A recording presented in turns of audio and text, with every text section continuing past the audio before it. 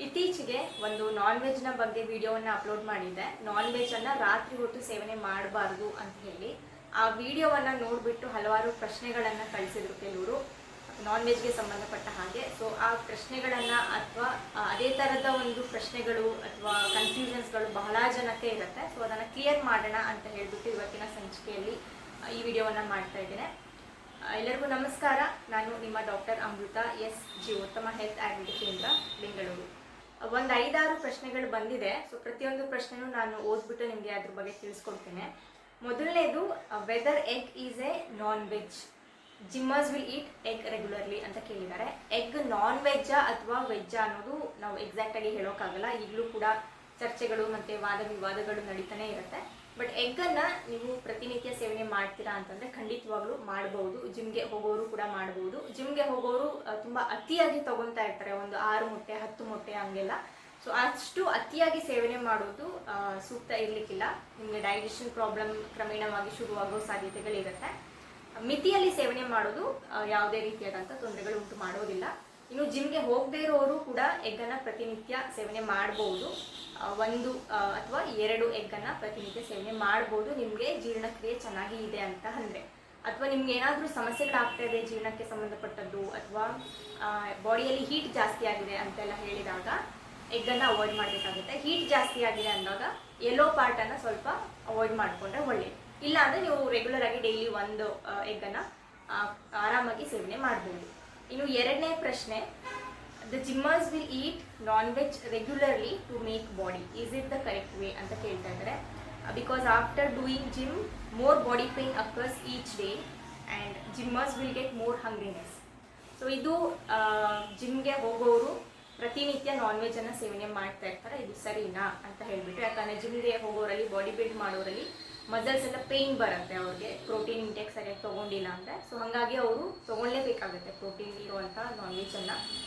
ಇದು ಸರಿನಾ ಅಂತ ಹೇಳಿದ್ರೆ, ಆರೋಗ್ಯದ ದೃಷ್ಟಿಯಿಂದ ನೋಡಿದ್ರೆ ಖಂಡಿತವಾಗ್ಲೂ ನಿಮಗೆ ತುಂಬ ಒಳ್ಳೆಯದಲ್ಲ ಇದು. ನಾನ್ ವೆಜ್ಜನ್ನು ಅತಿಯಾಗಿ ಸೇವನೆ ಮಾಡಿದ್ರೆ ಅಥವಾ ನೀವು ಡೈಲಿ ತೊಗೊಳ್ತಾ ಬರ್ತಾ ಇದ್ದೀರಾ ಅಂತೇಳಿ ಹೇಳಿದ್ರೆ ಹೊಟ್ಟೆನಲ್ಲಿ ಅಲ್ಸರ್ಸ್ ಆಗುತ್ತೆ, ಅಸಿಡಿಟಿ ಸಮಸ್ಯೆ ಆಗುತ್ತೆ, ಅಥವಾ ಗ್ಯಾಸ್ಟ್ರೈಟಿಸ್ ಅಂತ ಏನು ಹೇಳ್ತೀವಿ ಆ ರೀತಿ ಸಮಸ್ಯೆಗಳಾಗ್ತಾ ಇರುತ್ತೆ. ಈ ರೀತಿ ಬಹಳ ಕೇಸಸ್ ನಮ್ಮಲ್ಲಿ ಬರ್ತಾರೆ. ಜಿಮ್ ಮಾಡ್ತಾ ಇರೋವಂಥವ್ರು ರೆಗ್ಯುಲರ್ ಆಗಿ ನಾನ್ ವೆಜ್ಜನ್ನು ಡೈಲಿ ತೊಗೊಂಡ್ಬಿಟ್ಟು ಹೊಟ್ಟೆ ಅಪ್ಸೆಟ್ ಆಗಿ ಬಂದಿರೋವಂಥವ್ರು ಬಹಳ ಜನ ಕೇಸಸನ್ನು ನಾವು ನೋಡ್ತಾ ಇರ್ತೀವಿ. ಸೊ ಪ್ರತಿನಿತ್ಯ ನೀವು ಹೆವಿಯಾಗಿ ನಾನ್ ವೆಜ್ಜನ್ನು ಸೇವನೆ ಮಾಡೋದು ಸೂಕ್ತ ಅಲ್ಲ.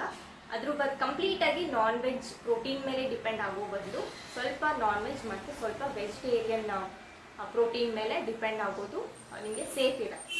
ಸೊ ಆದಷ್ಟು ಪ್ರತಿನಿತ್ಯ ನಾನ್ ವೆಜ್ಜನ್ನು ತೊಗೊಳ್ಳೋದು ಅವಾಯ್ಡ್ ಮಾಡಿದರೆ ಒಳ್ಳೆಯದು. ಇಲ್ಲ ತೊಗೊಳ್ಳೇಬೇಕು ಅಂತ ಇದ್ದಾಗ ಮಿನಿಮಲ್ ಕ್ವಾಂಟಿಟಿ ಅಥವಾ ತುಂಬ ಕಡಿಮೆ ಕ್ವಾಂಟಿಟಿಯಲ್ಲಿ ತೊಗೊಂಡ್ರೆ ಸೇಫ್ ಇರುತ್ತೆ.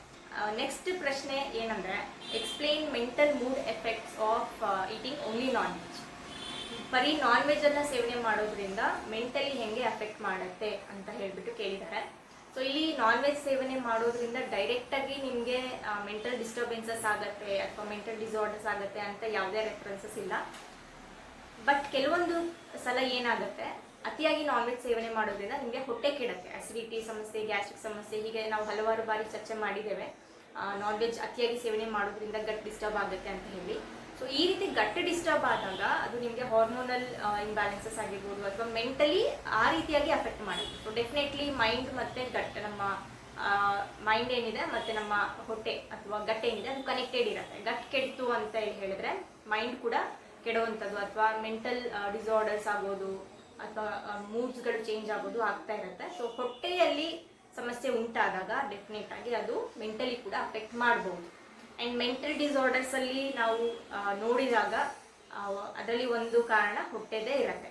ಸೊ ಹಾಗಾಗಿ ಈ ರೀತಿಯಾಗಿ ಇಂಡೈರೆಕ್ಟಾಗಿ ಅಫೆಕ್ಟ್ ಮಾಡೋ ಚಾನ್ಸಸ್ ಇರುತ್ತೆ.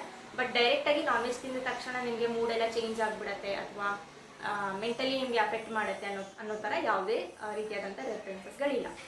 ನೆಕ್ಸ್ಟ್ ಪ್ರಶ್ನೆ ನೋಡಿದರೆ, explain why doctors suggests only to eat veg during whenever we are not feeling well. So ಇದು ಬಹಳ ಜನಕ್ಕೆ ಇರುತ್ತೆ ಈ ಥರದ್ದು ಒಂದು ಪ್ರಶ್ನೆ.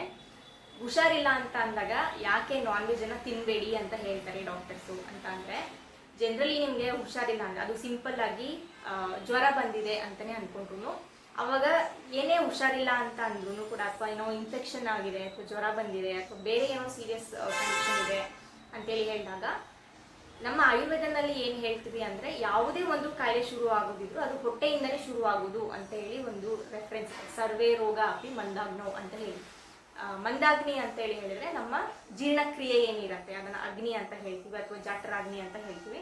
ಸೊ ಅದು ಕಡಿಮೆ ಆಗಿರುತ್ತೆ. ಸೊ ಯಾವಾಗೆಲ್ಲ ಅದು ಕಡಿಮೆ ಆಗುತ್ತೆ ಅಥವಾ ಯಾವುದೇ ಒಂದು ಸಮಸ್ಯೆ, ಆರೋಗ್ಯ ಸಮಸ್ಯೆ ಹುಟ್ಕೋಬೇಕು ಅಂತ ಅಂದ್ರೂ ಮಂದಾಗ್ನಿಯಿಂದನೇ ಹುಟ್ಕೊಳತ್ತೆ ಅಂತ ಆಯುರ್ವೇದ ಹೇಳುತ್ತೆ. ಸೊ ಇದನ್ನ ನಾವು ಪ್ರಾಕ್ಟಿಕಲಿ ಕೂಡ ನೋಡ್ತೇವೆ ಬಹಳಷ್ಟು ಕಂಡೀಷನ್ಸಲ್ಲಿ.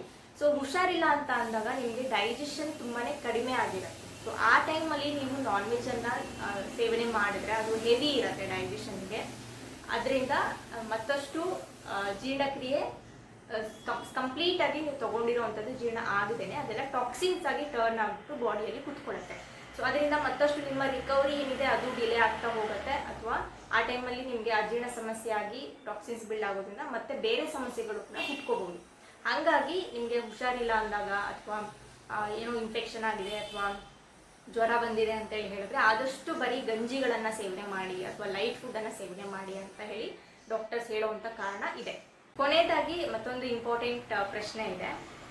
Give more details about foods and fruits to eat on regular basis in which we get more protein by eating only veg instead of preferring to non veg ಅಂತ ಹೇಳಿ. ನಾನ್ ವೆಜ್ಜನ್ನು ಬಿಟ್ಟು ಬೇರೆ ವೆಜಿಟೇರಿಯನಲ್ಲಿ ಏನು ಪ್ರೋಟೀನ್ ಸೋರ್ಸಸ್ ಇರುವಂಥ ಆಹಾರಗಳು ನಾವು ರೆಗ್ಯುಲರ್ ಆಗಿ ತೊಗೋಬಹುದು ಅಂತ ಹೇಳಿ ತುಂಬಾ ಒಳ್ಳೆ ಪ್ರಶ್ನೆ ಇದು. ಈಗ ನಾನ್ ವೆಜ್ ಸೇವನೆ ಮಾಡೋರು ಖಂಡಿತವಾಗ್ಲೂ ನಾನ್ ವೆಜ್ಜನ್ನು ಮಿತಿಯಲ್ಲಿ ನೀವು ಸೇವನೆ ಮಾಡ್ಬೋದು, ಅತಿ ಮಾಡ್ಕೊಳ್ಳಿಕ್ಕೆ ಹೋಗಬೇಡಿ. ಅದ್ರ ಬಗ್ಗೆ ನಾವು ಆಲ್ರೆಡಿ ನಾನು ಹೇಳಿದ್ದೇನೆ ಏನು ಎಫೆಕ್ಟ್ಸ್ ಆಗುತ್ತೆ ಅಂತ.